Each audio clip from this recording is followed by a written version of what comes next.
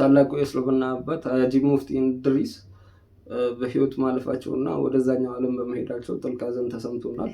እንግዲህ ዛሬ የታላቁ የሙስሊምና እምነት አባት ሀጂ ሙፍቲ ኢድሪስ ህልፈተ ህይወት ሰምተናል። በጣም አዝነናል። በዚህም ነፍሳቸውን እንግዲህ ከፈጣሪ ዘንድ ያድርግልን ብለን እንመኛለን።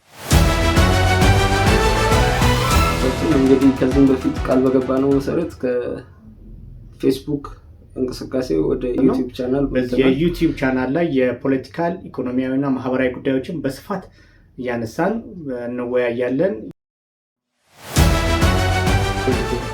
ዴይሊ ጄኔሬሽን ሪቫይቫል የዩቲዩብ ቻናላችን ስለታይ በስፋት በእነዚህ በፖለቲካው ዙሪያ ላይ በስፋት ውይይት እናደርጋለን።